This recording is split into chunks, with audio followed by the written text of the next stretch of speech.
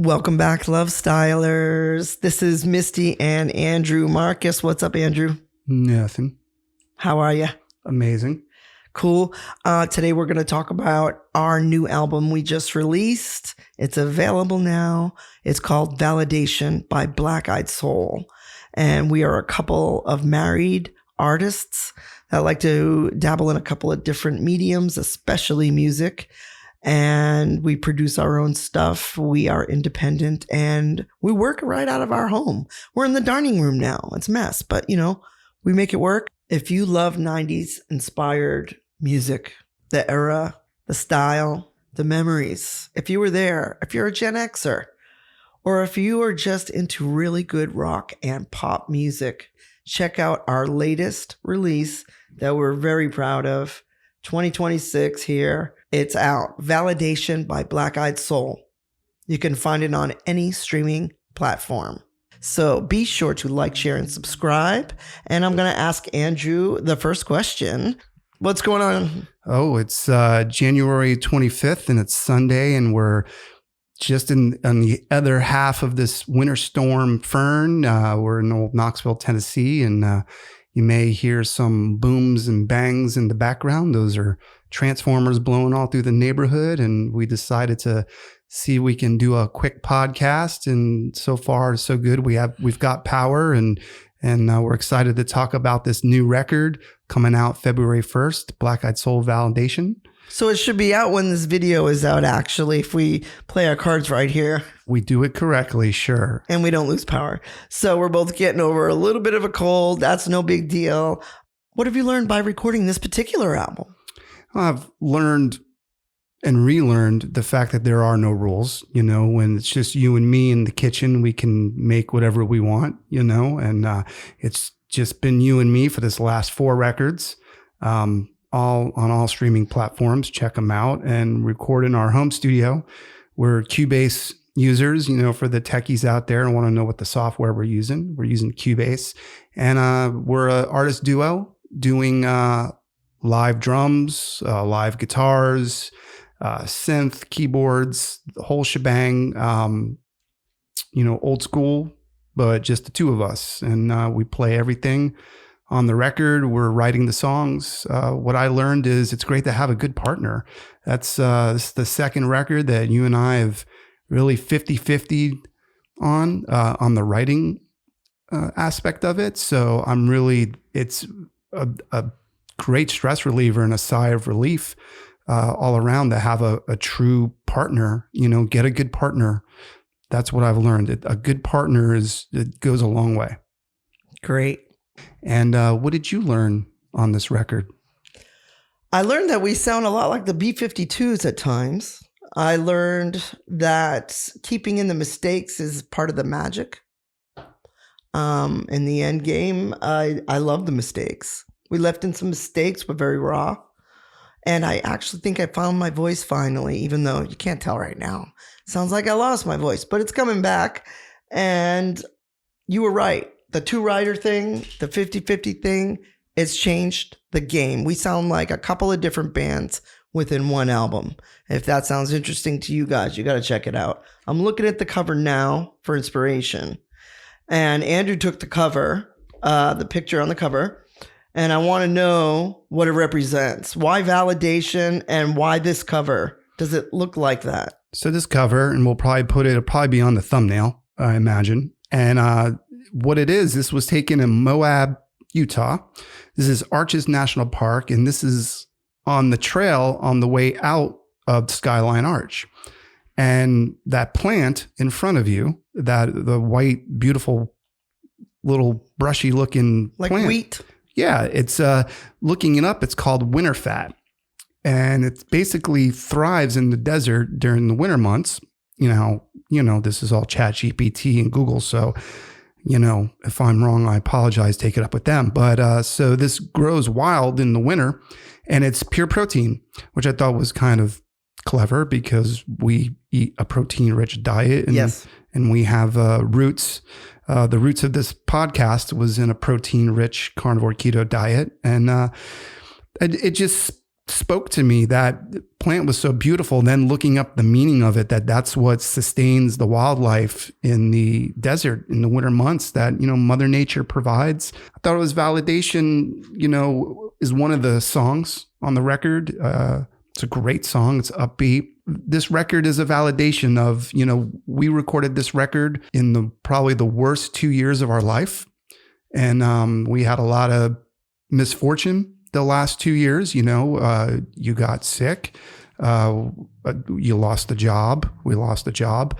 We were down to one income. And we lost a member of the family too. Right. There was a death in the family. We won't get too deep into that for the emotions' sake. But it was, it was a pretty rough patch. And the validation, this record is we triumphed during this chaotic storm. Ironically, that we're also in a storm right now. We were able to keep the lights on, and we were able to produce and record our greatest masterpiece piece of work. It's not an artsy-fartsy record. It's a good old-fashioned rock and roll record with a lot of good hooks and good songs. These are the best songs we've written to date, and we write a lot of good songs. It's got a lot of good, quirky, noisy middle breaks, and technically, it's the best sounding record I think we've ever recorded. No, it wasn't recorded in a huge studio. It was recorded in a home studio in a room over a garage. Yeah, we're sitting right under it in the old dining room. I thought we sounded almost like Pixie-ish. There's a little bit of pop in there. There's even some heavy parts, but the tones are really great on this album. We're, of course, very enamored by our last project, as artists tend to be. So I'm going to just throw that out there. That's okay. That's okay to be in love with your last project. But we went and listened back. And we listened back to our older albums to see how it stood up to the older albums. And my God, boy, does it ever. They all stand up. But we're in love with this last one, particularly Validation. It's definitely different, I would say.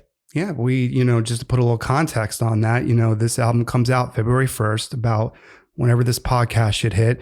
And last night, in the heart of the winter storm Fern, with the snow and the snow ice, we had a CD release party. We made homemade pizzas. We got our album in. Mine was cottage cheese, just for the carnivores. Mine wasn't, because that's gross. And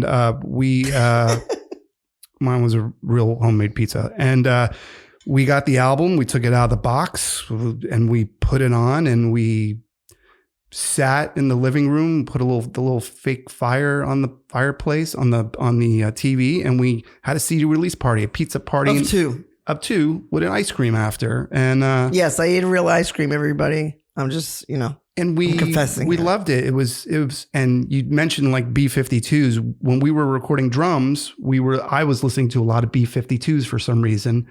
And I just love those party beats and those dance beats and those groovy. They're so groovy and artsy, and that we love that. I love that Cosmic Thing record. I think that's what it's called. The big record they had in late 80s, early 90s. And what a party. And this record, to me, it sounds like a party record. It's upbeat. And, we were talking about transmuting, having a really tough 2 years. And this record's very positive. It's very called uplifting. Transmutation, everybody. Taking the bad shit and turning it into wonderful shit. And it's positive that's the rock. only way. It's positive rock. I don't know how to describe it in any other way except for transmutation. And I don't know how to do it any other way. Crying, yes, that helps. That gets, you wash away some of your sadness. But when you play the crap out of your instrument and you're into your artistry so deep, it really does help your life. It helps you get over stuff. It helps you put, your feelings in the lyrics, your feelings in the emotions in the singing. For me, singing was like therapeutic, cathartic, which is a new word. I've never used the word before today, but I looked it up, and it means therapeutic. And I love this part of art in any way, in any form, whether it's painting or whatever your art is. I feel like I found my voice on Validation, this last record that's out now, because I never really knew what that meant when I would see it in movies and things like that. You got to find your voice. The Ray Charles movie, she said, well, I know you can sing like this one and Jerry Lee, and you can copy this one and that one, but who are you? She asked him, and he's perplexed by the question. And so was I always. What does my voice sound like? Well, I think this record definitely displays how my voice sounds. So I was glad to find it. I would agree. I think, through the years, you're writing because you're writing more, and you found your writing, you found your footing lyrically, and we had to go through the lyrics together to make sure that these lyrics were upbeat. We didn't want to be too drowned in our sorrows because some of the songs started off negative, and we flipped some of the lyrics around and made them triumphant and positive. And, we are still coining the term middle-aged angst. But we're very grateful in this phase in our life. We're in our 50s, still making records, still living the dream, still working gigs, working for the man, paying the bills. And but we're still producing our art. We haven't given up on our art. We haven't packed it in, and that gets us to we talked about who we are, the artist duo. We paint. We've recorded music for the last 30 years together. We've known each other since 1992. We talked about this new record. This new record is the best thing we've ever done. And every artist is going to say that. And we've said that. But it truly is a fantastic record. It is a masterpiece in my eyes. And our back catalog. Man, I had a great time listening the other night. We're dancing around the living room, eating cottage cheese pizza and regular pizza. And, that was our CD release party. I'm glad you coined it that way because it makes it feel more fun. Why keep making records when you're 50 years old, 53 years old for me? Why do you think we're doing this? Because we love it. And we're always going to do it. We're going to do it. I'm going to do it till I drop because I love the music. This is, we've talked about it before. I don't do it for the money. I don't do it for the girls. I don't do it for the acclaim. I do it for self-gratification. It's I love listening to myself.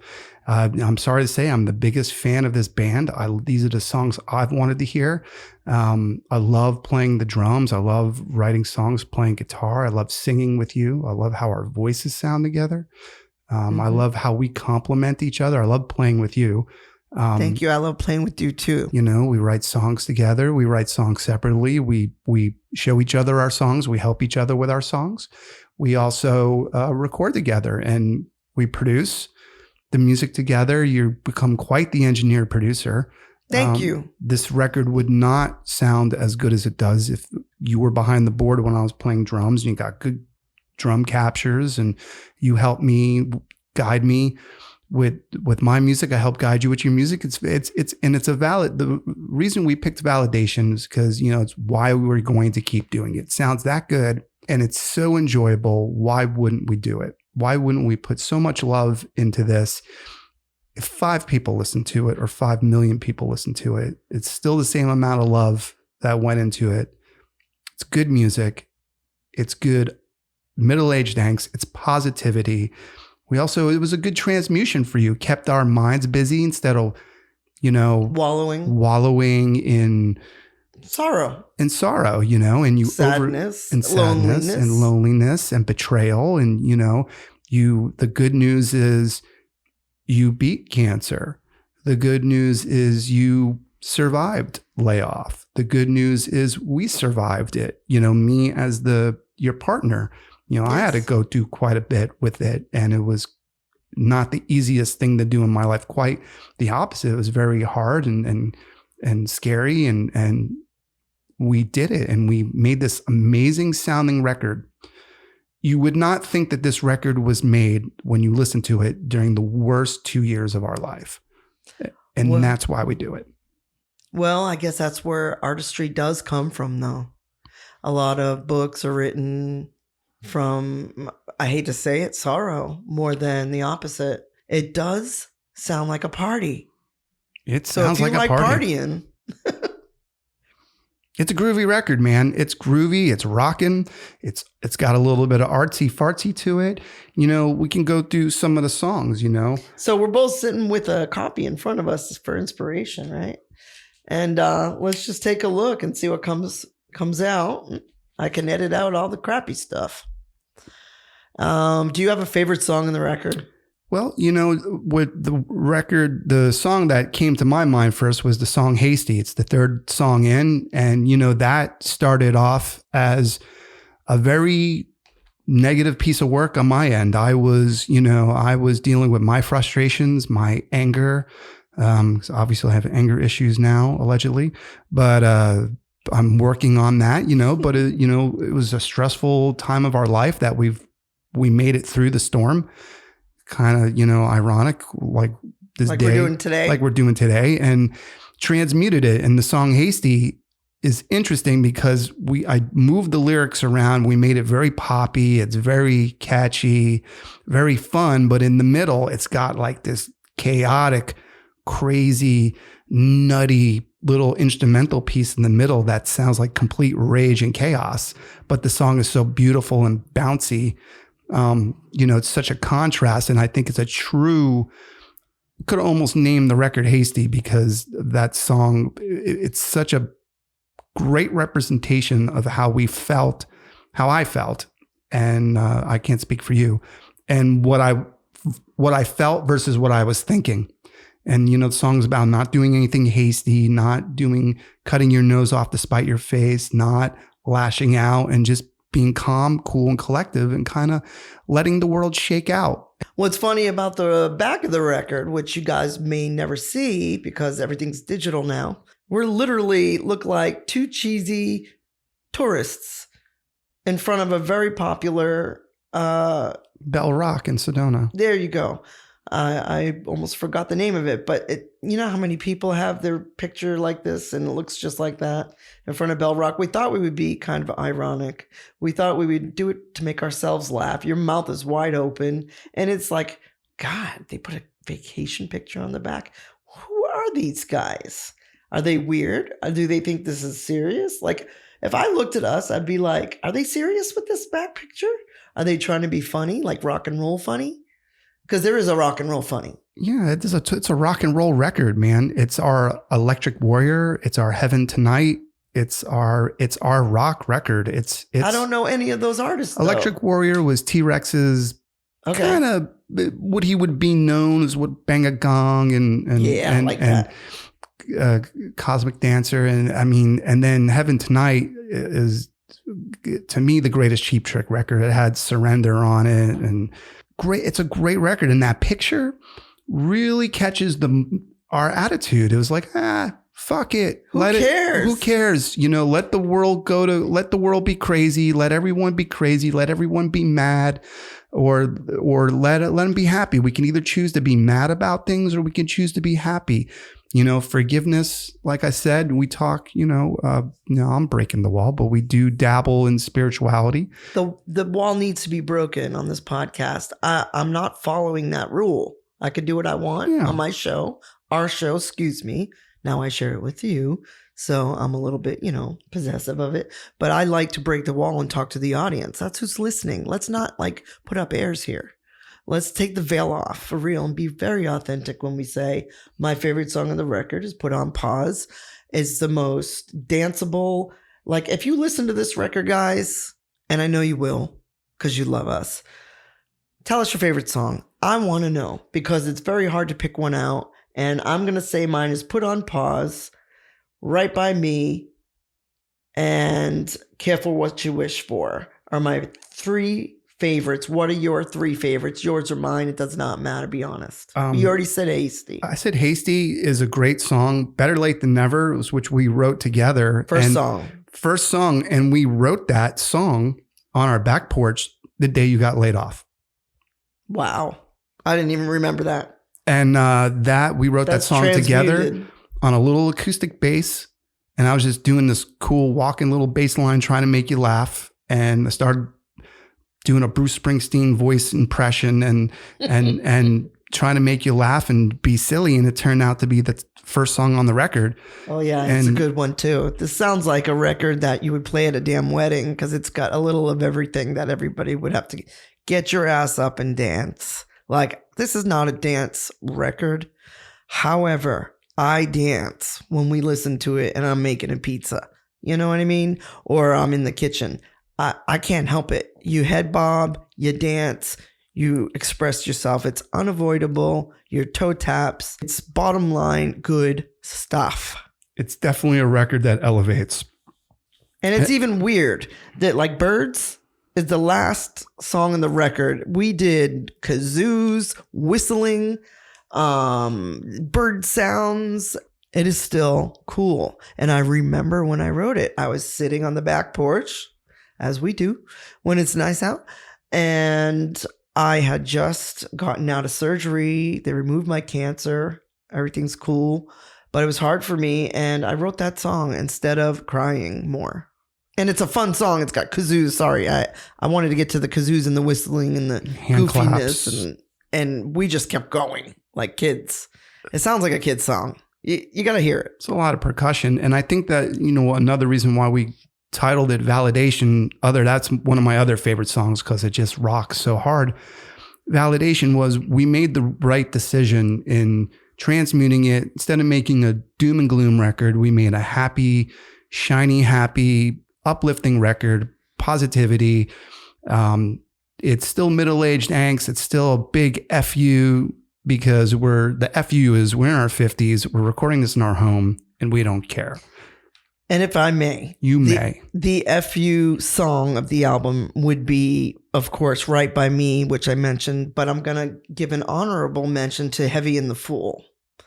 Because that just sounds like a total different band. Like, you already broke down your stuff and this is another band on stage. Like, how could this come from the same people that just wrote Better Late Than Never and sang this happy head bobby song to Heavy and the Fool, which is something I can't even describe.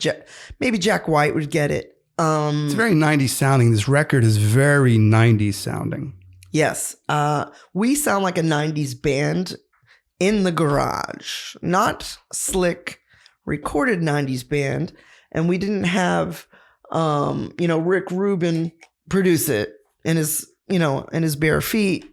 And I can't really get to Rick Rubin right now. So I'm going to have to be Rick Rubin, a female version of my own, which I have become.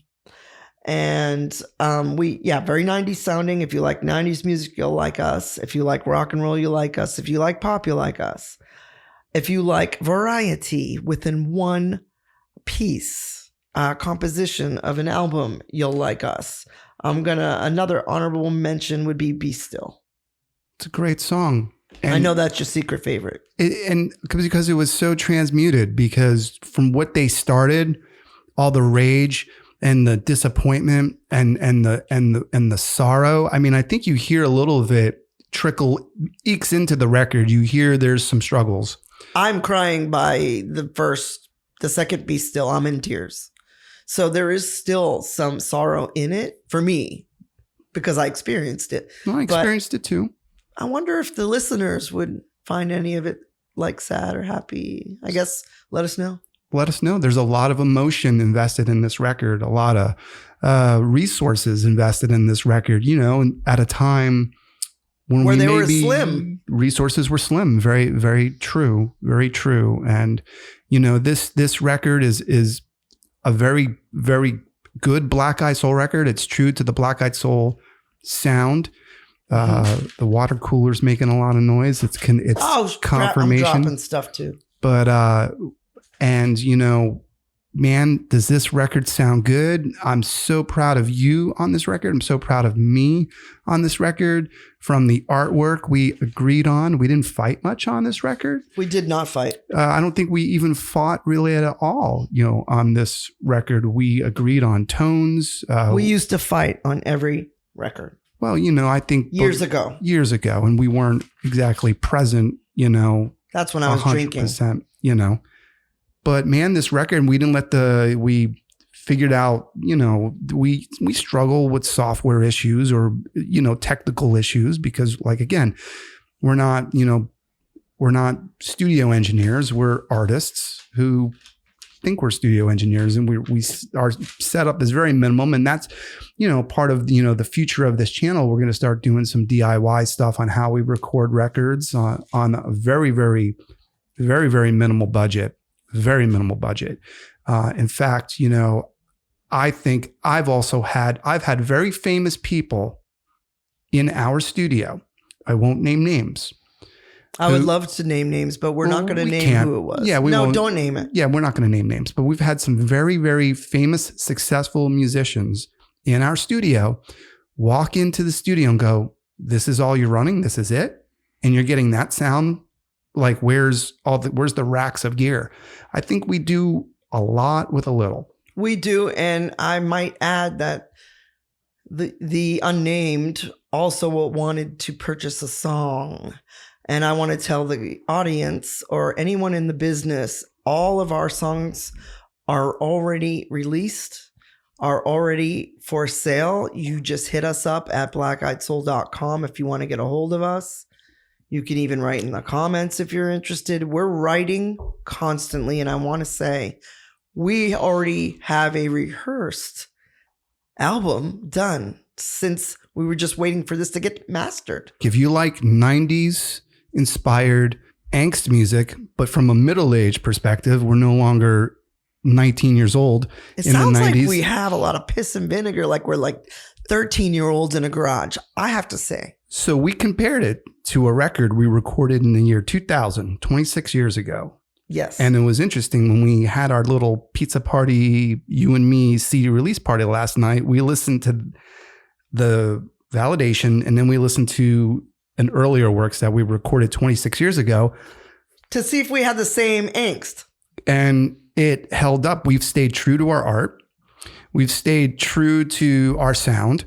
It's a different record. We still got it. Yes. You still got it. I still got it. And we're Thank you. better than ever. Like they say, the only difference between the grapes, when you put them in the bottle, when you take them out of the bottle, is time.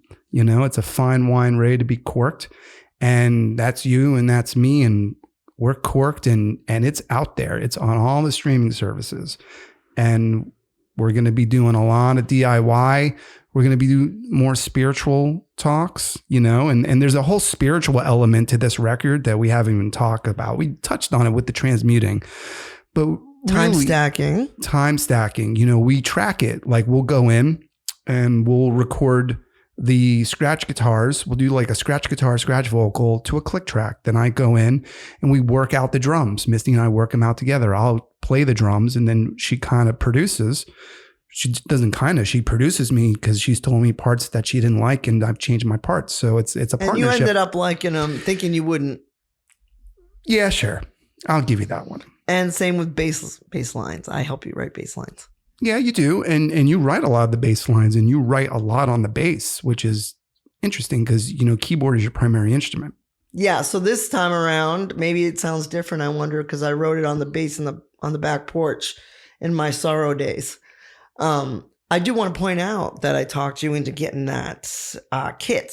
What is the name of that kit? It's a DW performance kit. Yeah. Andrew was not going to get a new kit. He didn't think it was time. He was on the fence about it. And I said, listen, man, our sound is changing in the best way possible, in a slight way. We still have the original genx choir. But our songs are going to move and evolve with time. You need to get this kit. It's a little more, to me, a match to our newer sound. Yeah, it's very modern sounding. For the drummers and the techies out there, I was playing on a inexpensive Ludwig Keystone kit. Played it on Season. It sounds great on. Season through Almost Fiction. On this new record, Validatiion, this is a DW performance kit, which is like not their flagship, but it's like a line under. It's not their cheapest kit, but not their most expensive kit. It's a maple kit, and I didn't think I was worth it, but You're worth it, baby. Officially, I'm technically the longest running drummer of Black Eyed Soul. Officially now, a lot of Clark influence, definitely. I got to ask you an important question. Why would you think you're not worth this new kit that you got for this album? It scares me when you say I wasn't worth it. You play everything almost. I play keyboards, guys. I produce. I write harmonies like a mofo. I am great at that. But Andrew plays guitar, bass, and drums self-taught. Why would you think you're not worth it? I just want to know. Well, I think it's a little bit of imposter syndrome. I think it was also, you know, what we were going through, you know, felt like the world was crashing all around us. And I wasn't on the last record, Almost Fiction. I wasn't crazy about the drum sounds, and I kind of felt like, well, maybe it's me, maybe it's the kit. I don't know. Good craftsman doesn't blame their tools. Inspired me to play better. It fits you. Yeah, thank you. And that's part of the validation. I think that's part of the title and part of the angst on this record is you're worth it. I'm worth it. You're worth a good life. I'm worth a good life. And we're worth having a good life together, despite what the world sometimes tell us. Even if we got to put it on a credit card. Yeah. And even pay interest. And even if we just have to live off of winter fat, you know. Which means one paycheck sometimes. But even if we just got to eat hamburger. Yes. For 6 months. Which is what we do. To make a great sounding record and put it out. That's where this beautiful picture of the winter fat, you know, in the most beautiful park. On the cover.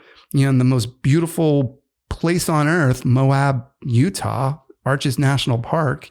Skyline Arch was the cover of Black Eyed Soul, Almost Fiction. And we did another Arches National Park photo. Listening back, what was your go-to favorite part of the record? That it was a party. It sounds like a celebration of life. And that's what it is, actually. We just talked about why. Because we were sad. We wrote sad songs and we turned them into happy songs for the most part. Right by me, get out the tissues, expect to cry. I don't care if you're a man, woman, or one of the others. You're going to cry. We massaged those lyrics quite a bit so it wasn't so wah, wah, wah. Yeah, thank God for Andrew on that one, because that would have been like, I mean, you know, dark times. There's already one Alanis Morissette. We don't need any more wah, wah, wah. She does it so well, though. Well, that's her gig. But I don't do it as well as her. So, but on that song, I cannot not cry. It's very hard. I've gotten through it a few times, but usually by the second chorus, I'm out. Like I'm sobbing. And The Light, honorable mention. The Light sounds like a Christian song. To me, which spiritual is cool. Song, very positive. I feel like my body actually elevates, like I come off my seat. I am not exaggerating. I feel my elevation, like I feel dizzy and stuff and everything, like I'm in a tornado or some shit. Yes, and first of all, I want to point out that when we asked what are your favorite songs, you point out almost all your songs. Of mine. So I'm glad all your songs are your favorite songs. Because I lived through the lyrics that I know what happened when I wrote them and sang them again and felt them when I sang them. So I am going to name something else. Have to Lose was a surprise one that Andrew just kind of threw in at the end. I used to take a lot of baths during my sorrowful times, and it calmed me down in my Epsom salt, and I'd leave the door cracked, and Andrew would be playing this riff over and over. Sounded like a Dinosaur Jr. Yeah, it was like a little finger exercise to get my fingers moving. It seems like a lot of bands have a surprise song they like to throw in last minute just to see if it kind of gels with the rest of the record. And I got to tell you, every time we've done that, it does work. So Have to Lose was like 90s. You like 90s? Man, Have to Lose was that riff he was playing while I took a bath. I said, why don't you use that song you always play? And he goes, my finger exercise? And I said, oh, I thought it was the song. Yeah, it was lyrically, it's very fun. I had a lot of fun with the lyrics and transmuting lyrics, going from negative to positive. And it's a self-reflection because you have to lose to win. You have to lose. You have to admit defeat sometimes. You have to get your ass kicked to learn the lesson. To kick some ass. You have to get your ass kicked to kick some ass. Thankfully, we were able to handle it and we were able to get through it. And not only were we able to get through it emotionally and physically in the real world scenario, we were able to get through it artistically. We could have made a really depressing record And we could have really made a really just nasty FU record, but this is some middle-aged angst, but it's positive. I think it's positive. Somebody may listen to it and go, I'm not impressed. But that song that you mentioned is my total Bunny Carlos Cheap Trick drums. I mean, I was trying to channel my inner, you mentioned Jay Masquez, Dinosaur Jr., who's my guitar hero. I wanted to put Jay Masquez with Bunny Carlos. I want to put Jay Masquez in Cheap Trick. Okay. And with Rick Nielsen in there, because Rick Nielsen's on the right side speaker, Jay Masquez is on the left side speaker. And someone's going to listen to that and go, it doesn't sound anything like it. But in my mind, that's what was happening. This is the part I love, getting inside your mind, because you really are doing most of the work, I have to admit. I don't play all these instruments like Andrew does, but I assist in piecing it together for the total composition. And I'm proud of it's called producing. Producing. I have trouble saying I'm a producer. You say it. You're a damn good producer. I'd put you with Rick Rubin. You can walk shoeless and grow your hair out and put your blue blockers on. And you're Rick Rubin. It's like Rick Rubin's in the other room. Without the beard, except on, Thursdays. Make it a little more. You make kind of no sense sometimes, like Rick Rubin too, when you explain things. So you just like him, I've been not trying to hit him up too badly, but I occasionally, he's on Instagram doing all his podcasting now, and I understand now he's a guru. It's his presence, okay? His mere presence. He's the muse, and if I'm the muse, that's fine too. I'll call myself the muse, and I'll call myself a producer. I am a producer now, and I'm not bad. I knew all this music stuff would equal out to being able to help somebody do something, because I can't play all the instruments like you do and learn them and teach myself them. And I don't really want to, but I can certainly help you arrange them. Yeah. And you are also, don't forget, you produced, I'd have to say, probably about 75% you were on the board recording.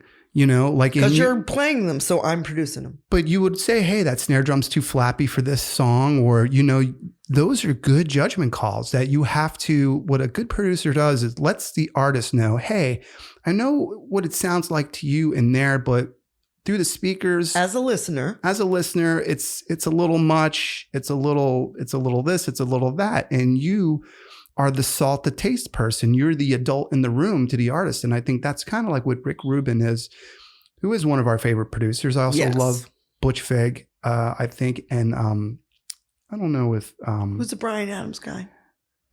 Mutt Lange. Mutt Lange. You always used to talk about Mutt Lange when I was younger, and I never knew who he was. He was a producer. You were into producers way back then. I mean, I guess he'd be a producer engineer. I mean, he's fantastic. I mean, that was a light twitch. But, Mutt Lange was...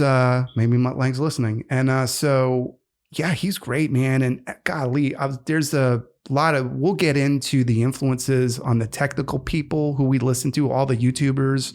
We say we did this alone, but we couldn't have done it without YouTube. Everyone, though, does everything through YouTube. Honorable mentions, Mike Beatdown Brown for the drum stuff. That guy has got a phenomenal YouTube channel. Dom Segalis, he's really good. Excellent. And I don't even really listen to him like you do, because it gets too techie for me. I like to go by like, oh, my ear can pick it up. That doesn't make me any less of a producer, but a little bit less of an engineer, I would say. And there are two different definitions for producers I would like to add right here, because we were talking about this the other day. There's the engineer, and then there's the guy who stands back and goes around the room, puts his finger on his face, and he's the producer, the guy in charge with the scarf on or some shit, right? That's the producer, but sometimes you have to be both when you're doing this independently. I am both the engineer and the producer, but Andrew's the original engineer who dials the tone in the first place. He dials in my keyboard tones. I do not dial in my own keyboard tones. I could not do that on my own without you. So I just want to thank you for being a great producer for me. Well, thank you. And that's this is a very tonal record. This is a very fidelic record. Fidelic? What does that mean? fidelity. I mean, if like high fidelity, low fidelity, fidelity. I don't know if fidelic is a word. You know, I don't know. My phone's on the charger just in case we lose power. But I'm making it a word. It's a very fidelic record. It's very sonic. It's got great tones. I mean, man, like you kill for some of these guitar tones that I was finally got those guitar tones. I've always been good with guitar tones, but like the drum tones finally, like, golly, I couldn't get a good drum tone, like all around. If I got a great snare sound, I would get an okay kick sound, or toms. I've always hit or miss, but man, Toms are tough. And for me, because we don't do this every day. I don't do this. I don't record bands. You know, I record drums once every couple of years now because we don't record. Well, because you're playing all the time. You really don't have a lot of time to record. In the past you have with other bands, but you really can't record yourself if you're the one playing everything. One thing I want to mention about this album, Validation, that we're so in love with, of our own making, Black Eyed Soul here. We don't mind saying it. We don't care. We love it, is that there's a lot of feeling. There's a lot of feeling throughout the songs. There's a lot of emotions and feelings. And it comes out in the playing. I mean, I even hear Robert Plant. I even hear John Bonham. And those are the two I want to hear. We didn't talk about that, but this album to me sounds like a live band experience. What do you think? I think there's definitely some time stacking going on. And for those who aren't familiar with time stacking, there's a theory out there that time is not linear, but it's stacked. You know, that's something, there's nothing but the moment. The past is the moment. The future is the moment. And this was definitely, we were in the room for two people for this record that only two people recorded. Tracking, meaning each instrument was recorded separately. I think we played very tight together, you and me, and you produced this. And when I was tracking, you produced me. When you were tracking, I produced you. And there were times that we had to stop the recording because we're like, hey, that part is great, but you're not in the room with the rest of the people. Yeah. And that's, I think, for us to have captured a very live sounding record of multi-instruments, like sometimes there's 6 or 7 instruments going on at once, that they sound like they're playing live together. That is very true. And now that you mention it, that was apparent. I just went back in time, even though time doesn't exist, like we were saying, to when I was recording in that room above us. You say, stop, Misty, and do it again. It sounds great, but pretend you're playing live with the other players. Now, their faces were our faces and other players in the past potentially, but that worked and it made it sound tight. I have to say that's good advice. Well, we had a great time. We're going to wrap it up and go immediately. There's links in the description. There's links to all the streaming sites. Go get the record. We appreciate you listening to us today on the Lovestyle podcast. You can also check out the Here Now, and we're going to try to link everything below. But when in doubt, blackeyedsoul.com will get you where you need to go on your favorite streaming platform. You will not be disappointed. And I want to hear some notes in the comments. What's your favorite song? Did you cry? Did you laugh? Did you dance? Did you shake your booty? Did you bob your head? Did you tap your toe? I want to know.